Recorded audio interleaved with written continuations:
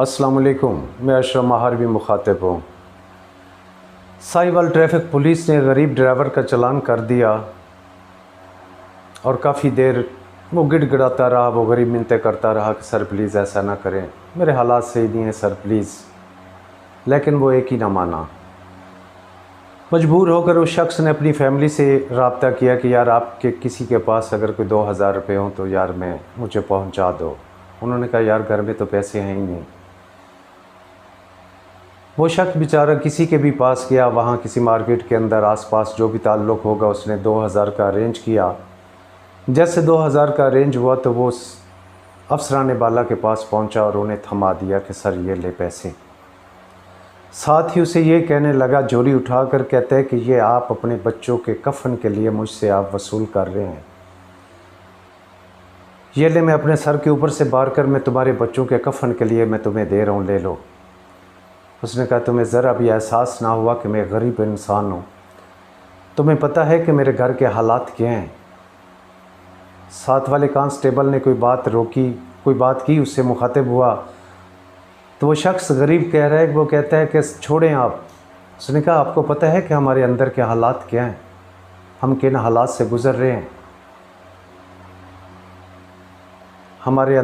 हमारे घर में खाने को कुछ है या नहीं है, हमारे घर में मेडिसिन के लिए भी पैसे हैं कि नहीं है। आपको तो मेरे घर का नहीं अंदाज़ा ना। और वक्त के साहब ने मेरे हाथ में 2000 रुपये का ये एक फरला थमा दिया कि लो। उस वक्त उस शख्स की कैफियत जो थी, उसकी बॉडी लैंग्वेज, उसके चेहरे के तासरात बता रहे थे कि ये इंसान इस कदर मजबूर और लाचार है, इतना बेबस है कि वो कुछ कर ही नहीं पा रहा। उसकी आंखों के उस वक्त जो उसके चेहरे के तासरात थे, उसके तेवर थे, यकीन करें उसका वजूद का एक एक हिस्सा जो है वो आंसुओं की जद में था। कोई अहले दिल, कोई अहले नज़र अगर उस शख्स को एक बार गौर से देख ले कि उस शख्स की बेबसी की किताब को पढ़ ले, उस शख्स की बेबसी की किताब को एक बार कोई पढ़ ले तो उसको अंदाज़ा हो जाए कि ये शख्स इस कदर मजबूर है कि आप अंदाज़ा लगा सकते थे।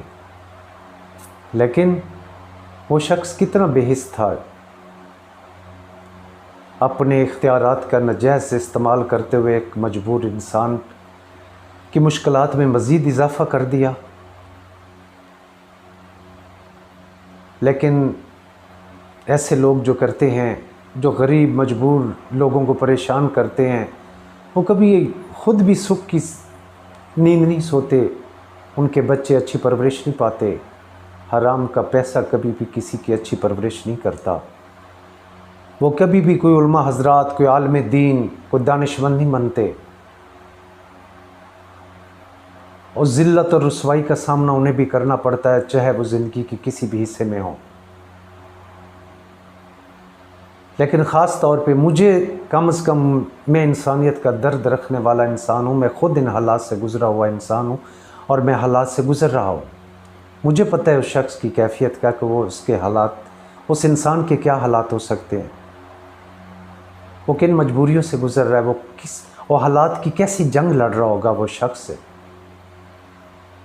कि जब आप सुबह ही सुबह आप उसके हाथ में 2000 रुपये का एक जुर्माना फ़ीस थमा देते हैं, एक चालान थमा देते हैं। क्या वो स्मगलिंग करके आ रहा है, किसी का मर्डर करके आ रहा है, क्या करके आ रहा है? वो अपने बच्चों के रिस्क की तलाश में ही निकला है ना। और आप सामने खड़े हुए उसे 2000 रुपये का चालान थमा दिया। पकड़े ना, बड़े बड़े वीगो डाले, बड़े बड़े गाड़ियां पकड़े, आप इंपोर्ट की हुई गाड़ियों को आप पकड़े, पता चले, आपको भी पता चले किस तरह किसी को रोका जाता है, किस तरह किसी का चालान किया जाता है।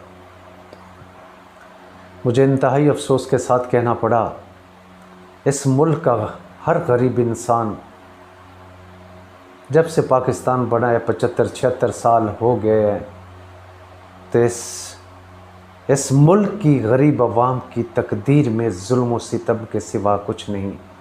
ये हमेशा ही जुल्म की चक्की में पिसता आया है।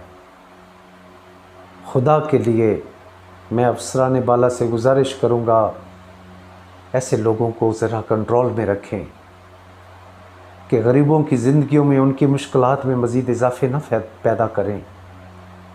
कम से कम कुछ तो खौफ खुदा करें। फ़ी अमान अल्लाह। अशरफ महारवी को अपनी दुआ में याद रखिएगा।